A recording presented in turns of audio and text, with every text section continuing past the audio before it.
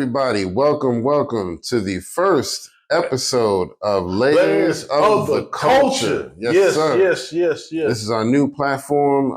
Some of y'all might remember us from our wildly, insanely popular channel, Triad Hip Hop Podcast, where we had emphasis on wild.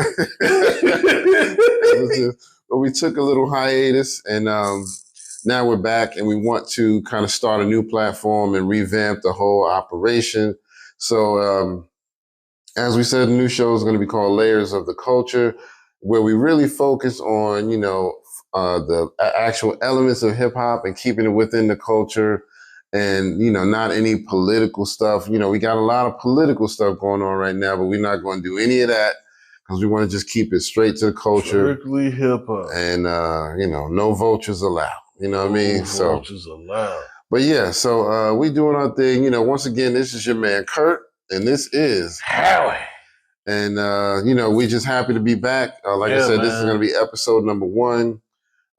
We are going to record every 2 weeks is what our plan is right now. We're not going to do an every week show, because we don't want to overload things. And if y'all have a feeling about that and you want to weigh in the comments, please do. Always make sure that you like, share, subscribe, like, share, subscribe, like, share, subscribe. Brothers and sisters. So, new platform, same jokes. Exactly. New platform, same jokes. But yeah, so we want to kind of recap a little bit. We're going to talk about how the whole Hip Hop 50 went over the past year, and, weigh in on that. And, we're going to sprinkle in a few other topics that happened over the past 6 months to a year that we might not have been able to talk about. Because the last time we recorded under the old platform was about 6 months ago. Yeah. So, hopefully this is a great new journey that we're on. Like I said, we want your feedback. So weigh in the comments, whatever you feel, any ideas you have for the show, let us know within the culture. All right. So, first of all, with the Hip Hop 50, well, let's do this. Before we do that, how has it been for you since we took a break? How's things been for you? It's been pretty good, man. We're just trying to, we're getting together, brainstorming. I want to shout out Brittany and your nephew, Shaquan. Yeah, for their input and helping us out. Definitely, trying to, sometimes when you're just, it's just us two, we kind of just tunnel vision. Right. And it's good to not necessarily have more chiefs in the pot, but actually have more eyes to look at certain things to make things better. So, man, I mean, took some time, definitely took some self-reflection. You know what I'm saying? Because, I mean, that's just life. We all on that journey of self-improvement. So, absolutely. Yeah, man, just doing that. How about you, sir? Everything's been good with me. Can't complain. Just been working. Enjoying life, man, and just I'm excited. I've been telling Howie for the last probably 6-7 weeks. I'm like, I'm ready to go. Let's do it. You know what I mean? So, but I've been enjoying life. I'm living a single life now. Just trying to get my life focused and get things going. This year, I'll be hitting a milestone birthday, so I'm ready for that. We're not going to talk about that until it get here, but I'm ready for that. But life has been good. Beat the mess up, my the birthday beat down. Yo, I ain't ready for it, man. I ain't ready for it. But yeah, so I'm loving life, man. Just happy, man. Just enjoying things. So anyway, everything's been good. But like I said, I guess we want to talk about the Hip Hop 50 and kind of weigh in on that. My other device keeps shutting down. There we go. How did you feel about how the whole Hip Hop 50 went over the course of the year overall? Did you feel like it was celebrated properly? Do you feel like it was lacking? What are you feeling on that? I kind of side with KRS-One on the whole thing. Now, as far as the whole celebration, because we went to the Rock the Bells thing. Yeah, that was awesome. And I felt well, at least with them. I mean, now as far as like the whole thing in New York, I think that was spearheaded by Nas and everybody, the one in, that celebration. I think that would have been excellent to go to. But as far as like the Rock the Bells one, I like the fact that show was actually about hip hop, regardless of who it was. Like you saw the names of the people that was on the way the graphics were. You saw the name of the people that contribute to the culture: new, young, old, one hit wonder. You saw it. And I think that's what we kind of need to get back to, as far as like people actually embracing each other, like young, old, and I think a lot we can learn from each other. Well, I say all that to say this. Like I said, aside with KRS-One, as far as like why y'all now celebrating it? Yeah, we created a milestone, but when we was like, 40, 47, 48 years, like y'all wasn't saying nothing. Now y'all want to, especially with the Grammys thing, know. So I kind of side with KRS-One on that.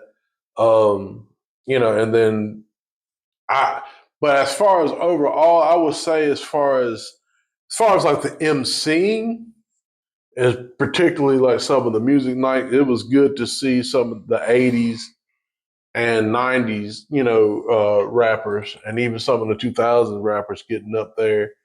And, people that we kind of put to the side. But, they, it was good to see De La Soul. I hated seeing that. I can't remember which show that was, but the one over, I think it was right before Pastor News passed away. Okay. Not Pastor News. I'm sorry.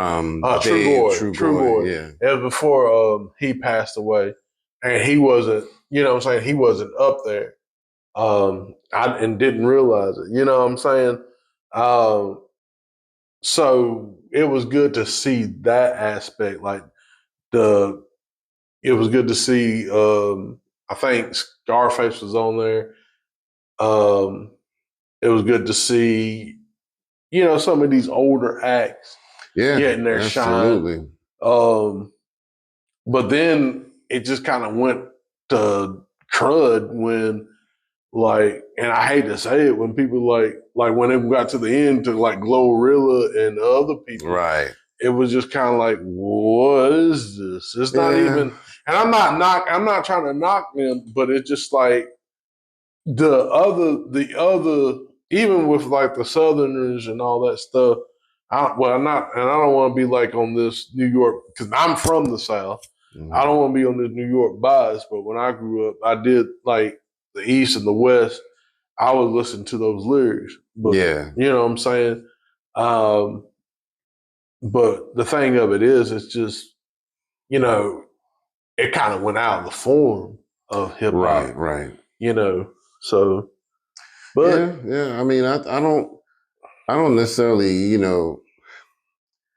I'm kind of right there on the fence with all of that. I mean, I was definitely happy to see hip hop make it to the milestone of 50, and I definitely know it's not going anywhere anytime soon. But I do obviously see that a lot of these corporations, the industry in general, took advantage of that. And they were like, yeah, hip hop is the most popular music now, and it's about to have a milestone at 50 years. So they took advantage of that. And they were like, yeah, because there was all kinds of Good Morning America was doing specials about hip hop 50, the news, the Grammys, everybody, you know what I mean? Of course, BET Awards, they did their thing. Which, the BET Awards was a little bit better, but it was only because they were so hip hop focused this year. But it's like, I'm kind of in agreement with what people like KRS said. Where was all this attention in the other 49 years? You know what I mean? Mm-hmm. Nobody wanted to jump on the bandwagon, but all of a sudden, because you can capitalize, now everybody's ready to jump in. Like, yeah, let's do it. I had so many things that I recorded over the past year, just companies just doing, like hip hop specials, like I said, on the news and all of that. It was even, getting into TV programs and all of that stuff. So, but, that's the thing. If you really pay attention, we already almost 3 months into the year, and you really don't see a whole bunch of that celebration of hip hop. You know what I mean? They're willing to capitalize off it because they make all their music, but are we going to see a bunch of news programs and specials? You know what I mean? A lot of documentaries drop. Which in the near future, we got to talk about the Run DMC documentary that just dropped. Okay, yeah, definitely. That was, I haven't watched it, but I've seen some clips and they look really good. Also, I heard something about Jam Master Jay, about his, the person that... I think they finally got the person. Yeah. And they were saying it was unfortunately drug related. It was a friend of his too, though, right? Yeah, I think so. Yeah, and unfortunately, it was drug related. It was drug related. I believe. It's crazy, man. Yeah, so crazy as hell, man. But anyway, I love hip hop, and no matter what, we're still going to celebrate hip hop here. You know what I mean? Facts. So this is an all year thing for us, and we love hip hop as a culture, not just I like rap music. And speaking of the culture, that's the thing. They were so focused on there was other people that shared this sentiment, and which I agree is like, how come we just showing like the MCing? Right. How come we're not showing the DJ? You know what I'm saying? Giving emphasis to the DJ, giving emphasis to the graffiti writers, the break dancers, the beatboxers, the fashion, like people like Fab Five Freddy. Yeah. How come we're not, how come they wouldn't highlighting that?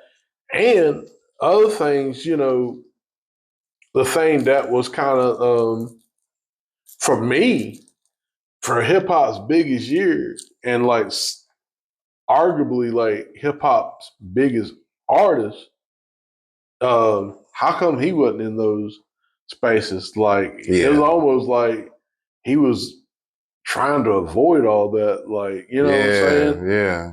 I'm not gonna say any names, but you pretty much know who we talking about. Yeah. You know what I'm saying? It ain't hard to tell. Yeah, it ain't. Yeah, it really ain't. But it's just like, why was he? It's almost like, but you're known for this. You're known for rapping, and then you're distancing yourself away from it. Yeah. And then another thing too, it'd have been cool I would have loved to seen, some of the so-called pop rappers from the like 80s, 90s era, particularly MC Hammer. Yeah. I would love to seen that. I hate to say it, even Vanilla Ice, even though he's like a little copycat, but it still would have been good to really see, because you can't, love them or hate them, you can't really deny what they did as far as, what I'm saying, like catapulting the culture forward. Yeah. But yeah, it was, what I'm saying? I think some of those things were kind of missed. Yeah, I agree. And, y'all weigh in the comments. Let us know how y'all feel about how the whole Hip Hop 50 celebration went over the course of the entire year. We want your feedback on that. I'm going to jump into a couple of smaller topics just so we can weigh in on those. Yep. So, what did you think about, back when Fat Joe was saying lyrics were fake, and that was a big topic because, other people were saying it too, like because of the trial that, what's his name, Young Gun is on, and he was making up them little I ain't really killed those dudes, you know what I mean? I ain't killed nobody. You know what I'm saying? Like, so all the little acronyms, he was like, oh yeah, YSL means this and such means that. Yeah, that means young youth struggle. And the epitome of darkness. That's what you hilarious. That's what you mean by you got to kill all these niggas. Right, exactly. Like, I was saying I wanted to give him a hug. I want to give this nigga my brother's a hug. You know what I mean? Hug him to death. But how did you feel about him talking about the lyrics being fake anyway and all of that stuff? I think what it is just it's just the writing was on the wall on that one. It's kind of funny coming from him because again, he was at the time, Fat Joe was accusing said artist who's known for rapping about not living that life. Yeah. I think that's the funny thing, but now with everything going on, I think things is kind of switched. I mean, not to get too political, but as far as the way these court cases and stuff are going, I do agree to a extent. Just because I say something on the record, I don't believe you should use that against me. Yeah. Because I'm just saying it. You don't have proof of me doing it. However, I do know now that some of these artists go and do it. Right. And say they do it on record. Yeah. Enter Bobby Shmurda. You know what I'm saying? So I don't, certain things I feel like they, like with him saying that, I think that's a thing to not let people look at him and like, oh, he was saying he was doing all this. Fat Joe was running this and he was chopping this and he was spinning the block. Right. You know what I'm saying? All this other stuff, you know what I'm saying? So, but him saying, I didn't do all that. It's kind of like, so, but I mean, it's just funny because it kind of shows you what age we were in that too, because, at the time, like if you had to be for, in the 90s, you had to be for real about, I did that. I'm about that life. Right, I mean, for real. Right. I'm about that life. But now it's like, nah, I'm just rapping it. Yeah. I'm not living that life no more. I'm just rapping what happened, So yeah, and I think that, and the way I look at it, when hip hop first started, back in the 70s and the 80s, what it was I think the intention was to get away from any kind of physical violence. And if you want to talk tough in a rap and do it for entertainment purposes.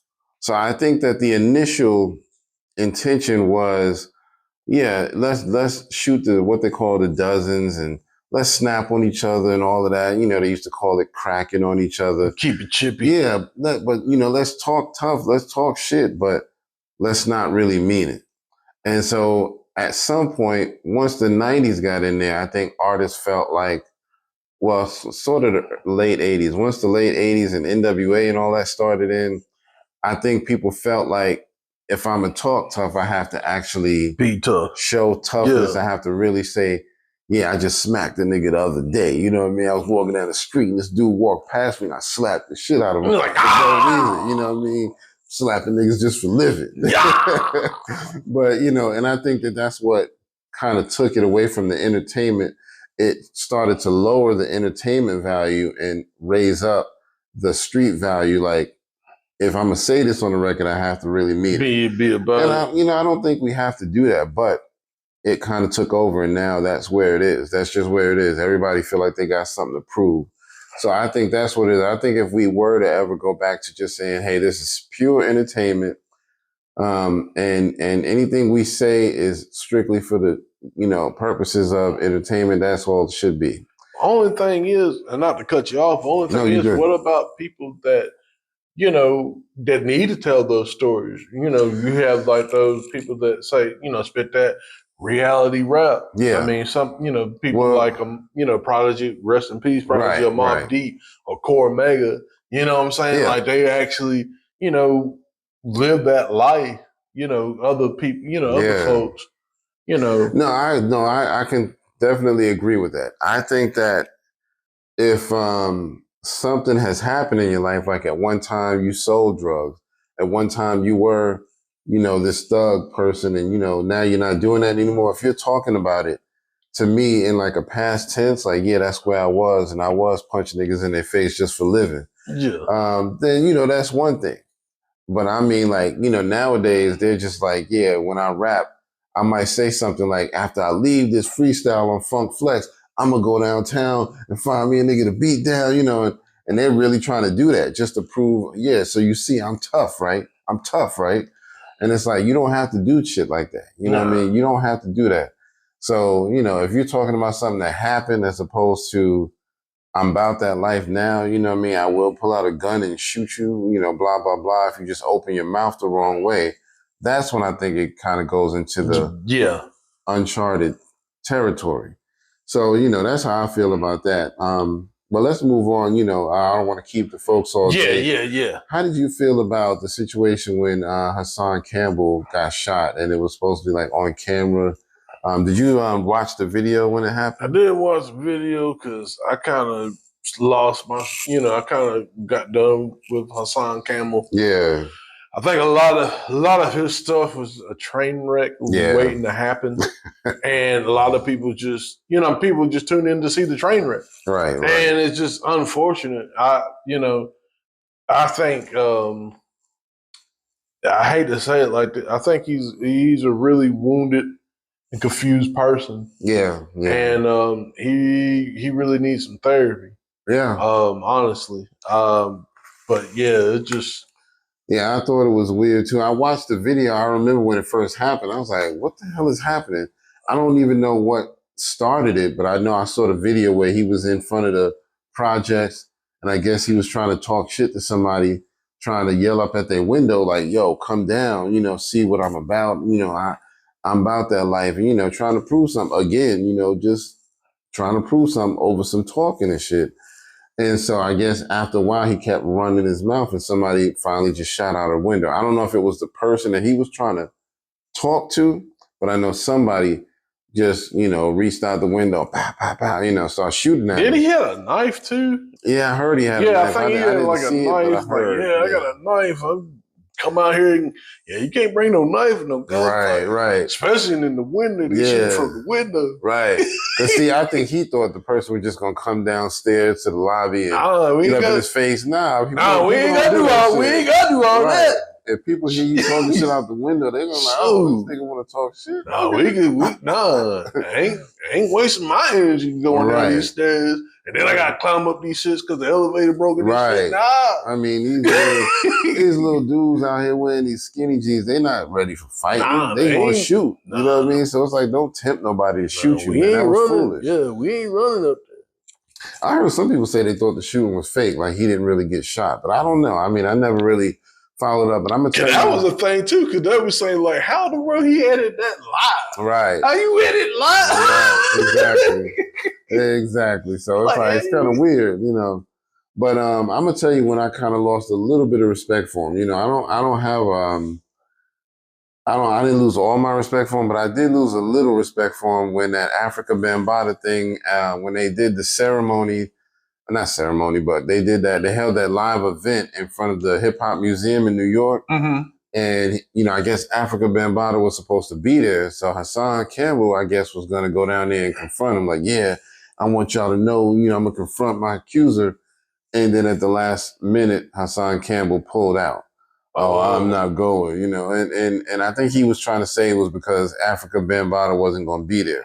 But if you're a victim of this, people still need to hear from you. Yep. And, even if this dude is not there, all that's going to do is get you in your feelings and your emotions. So you might as well leave that shit alone anyway, as far as trying to confront him to his face. Just go down there, state your case. Here's what happened. And I'm a victim. And, I'm not letting it happen again. And leave it at that. That's funny you say that, because that actually kind of goes back to the 50 years conversation. Okay. People like Africa Bambaataa. Russell Simmons. Yeah. even Puff Daddy, well, I'll call him Puff Daddy, P. Diddy, whatever. You didn't see these names. You didn't see these people much, talking about, and, maybe not Diddy so much, but you can arguably say that Russell Simmons and Africa Bambaataa kind of built the architect of hip hop. Yeah. To an extent. Diddy has contributed. I put contribute in quotations. But the thing of it is, it's like these names were mentioned in the 50. Yeah. And like, should they have, with all the things that are going on with them in that 50, should they have like a safe space to say, hey, we recognizing these guys too, love them or hate them. Hey, they did contribute to this part of hip hop. You know what I'm saying? Yeah. Yeah, that's true. They definitely made their contributions, and I don't know if they were purposely themselves trying to be quiet about it just so that they didn't bring any attention or what, because Rick Rubin, I think we should have heard a lot more from him and Russell and Diddy and all that. But, Diddy got a lot of stuff going on. We're going to talk about that soon too. But, it's one of those things where, I still am glad we made it, and I'm hopefully we'll see another 50-year milestone, you know what I mean, in 50 more years or 49 more years or whatever. But I was overall, I was happy just to see it happen, just to see that we made it that far. Because, hip hop, I just loved it from day one. That was always my thing growing up as a kid. I was beatboxing, I was breakdancing. I was kind of a jack of all trades when it came to hip hop. I did a little rap. At first, I was hesitant to try to rap because, I didn't think I could do it. But my friends and my brother, they kept trying to say, we writing rhymes, why don't you try? And I was like, nah, I don't think I can do it. Y'all go ahead, do your thing. And, they just kept asking, look, we doing a song. We trying to, why don't you try something? And I was like, all right. You could have crushed that, man. All you had to do, my rap is this, my rap is that, on the mat, you just fall splat. That's all you had to do. And that was literally it. You just had to do a little tough talk, and that's what I did, So I finally caved in and I wrote a little something. And it was like, yo, that's dope. You need to keep doing it. So I kept doing it, did a couple of little battles here and there. And, it was cool. I loved it. So, I really lived that hip hop culture. You know what I mean? Like I said, whenever they needed a beatboxer, that was me. Whenever somebody wanted to break dance and battle and break dancing, me and my friends, whoever was down with it, we battled. Yeah, see, in the South, it was just like, when I was a kid, I loved it.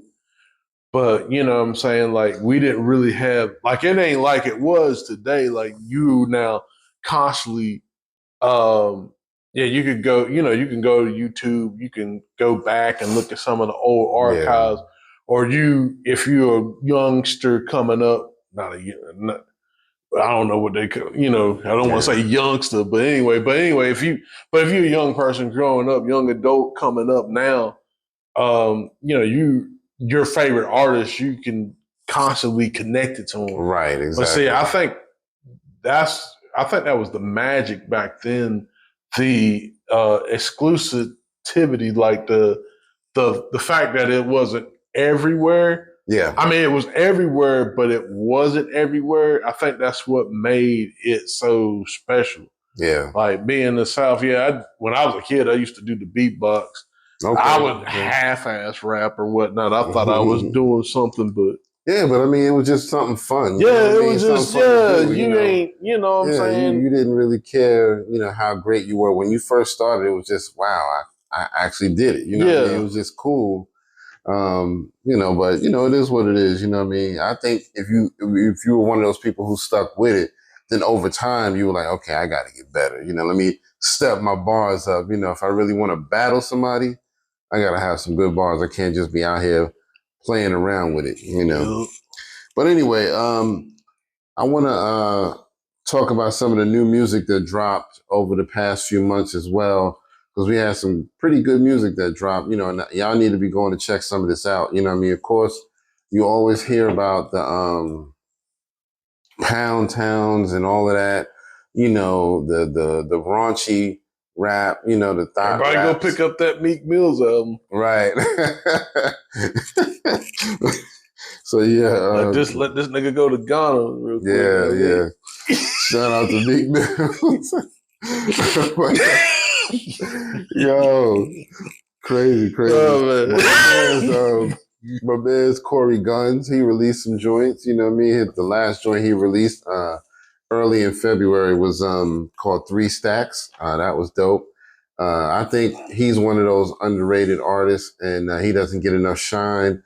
I don't think they pushed him as much when he was under Young Money. Yeah, Money. Young Money, yeah. Lil Wayne definitely should have pushed him out there a little bit more, but it is what it is.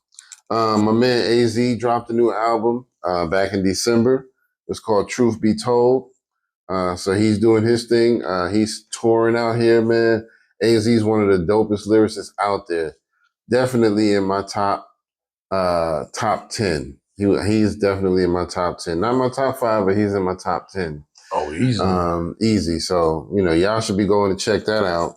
My man Bizarre from D12, he dropped a new joint. It's called Rap Poison. I love Bizarre because he has a real bizarre rap style. You know, he kind of has this ODB effect for me. You know what I mean? Where he's definitely off the cuff a little bit. And, yeah, he's definitely kind of like since you said that, kind of like the Detroit ODB. Yeah. Because his style is kind of, it's really, he's not really like the rapper, but just how he says it is still captivating. Right. But continue. Crazy. So yeah, go check that out. Like I said, it's called Rap Poison. My man Billy Danz, half of MLP, he started a new record label. Okay, salute. Yeah, called We Build Hits. So yeah. Oh, nice. Yeah, so I'm proud of him for that, man, because you know, you don't want to always just be, oh, well, he's just a rapper. You know, you want to be an entrepreneur sometime, and it's good to see him, you know, jumping into those ventures. Who else? Joel Ortiz, you know, he was doing some stuff. I saw a freestyle from him. It was called the Lovin' on Me freestyle. That was dope as hell. Joel Ortiz, definitely a top tier lyricist. We had the K Slay rolling 200 deep. How did you like that? Did you like that better than the 100 or? Honestly, I'm not even gonna lie. Rest in peace to DJ K Slay. Did not get this. I didn't get to hear it. Okay, but I will go back and hear it. But rest in peace. Rest in peace, K Slay, man. Definitely missed that dude, man. He was one of the realest out there, you know what I mean? Because if he said something, he meant it. So he wasn't about to say something like, yeah, I'll slap the shit out of this DJ, and, you know, you wouldn't later on hear him punking that DJ there because he's about to slap the shit out of him. You know what I mean? He was just one of those dudes. So shout out to K Slay, R.I.P. And then the group Czarface, they released a new album called Czartificial Intelligence. Oh, nice. Yeah, it's dope. Go check that out, please.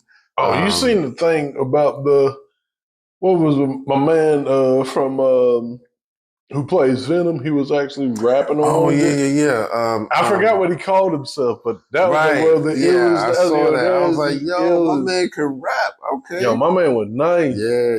He was actually nice with the bars. You know what I mean? Tom Hardy. Yeah, Tom Hardy. But what did he call himself? Like Tommy Nichols or something like that? Or something like that, man. Yeah, that was like, some kind of gangster type shit. That was dope. Yeah. So go check that out, man, because I think they did put him on one of the Czarface songs. So yeah, that was dope. And then last but not least, my man RJ Payne. He's always out here putting out new music. So please go check him out. I don't think he gets anywhere near enough shine as he should, because that dude is consistent. He's always putting out freestyles. He's always putting out new songs. It's like, how is nobody just running this through the streets all the time? You know what I mean? So go check that out. You know, and also Griselda. You know, shout out to those dudes, man. Always hearing something new from them. Yep. It's like either one of them or the other, or all 3 or 4 of them. You know what I mean? All the time. That's kind of crazy. When they started blowing up, that's when we started our first podcast, man. Right, and that was what, 2017? Man. Yeah, man. Yep. We did that podcast for 6 years, you know what I mean, y'all? So, go back and, check out some of the archive footage, stuff we did, and share your thoughts on that. But anyway, so, we're happy to be doing it again. Like I said, we just wanted to get more focused on the culture this time. So that's why we kind of revamped everything. So thank y'all for checking us out on Layers of the Culture. And don't forget, like, share, subscribe. Like, share, subscribe. Like, share, subscribe. Brothers and sisters. All right, so a couple more things. As far as the Hip Hop 50, was there any highlights that you wanted to talk about, that you thought was really good? I think the highlight was going to the dang on Rock the Bells. Yeah, man. that was my highlight. It, man. That was my highlight. That was it, man. I loved it, man, because they put on a show. Yes, they did. We got to see De La Soul, and we got to see Black Thought. We got to see LL. And LL, he's a performer. LL's gonna perform. Juvenile, Juvenile. Yeah, that was great, man. That was dope. David Banner. David Banner, he killed it. He was all out in the crowd. Man, walking through the crowd, just dapping people up. Yeah, it was really good to see. And it was to me, it was good to see, because I think Black Thought was actually helping out Juvenile a little bit. It was like, man, that just like I would love to see more of that. Legendary people working together. Working together. You wouldn't expect that, because you never think to see Black Thought and David Banner on the same stage, but LL put that together. We had Rakim. Yeah, we had Rakim. God. Son. Come on, man. He broke in the same building as Rakim. He broke down the damn what was it? Follow the Leader joint. Follow the Leader, yeah. Doing it. We did it Acapulco. Yeah, Acapulco. My man Jazzy Jeff. We had Jazzy Jeff. Yeah. So it was really Jeff. Jeff said Rakim told me he gonna do this Acapulco. I was like, yo, y'all crazy, man. Yeah, so it was really good to see that, man. Yeah. So I would say when the 50, that was probably like my highlight because, I didn't get this, I was a kid. Yeah. Like a kid when they did the Def Jam tours and all that, those big concerts, man. I wanted to be on that Def Jam joint so bad because I'm not be on it, but be in the audience. But I didn't get to go to that at that time. But I saw a lot of footage from it because they did a pay-per-view thing, and I saw a lot of footage from that.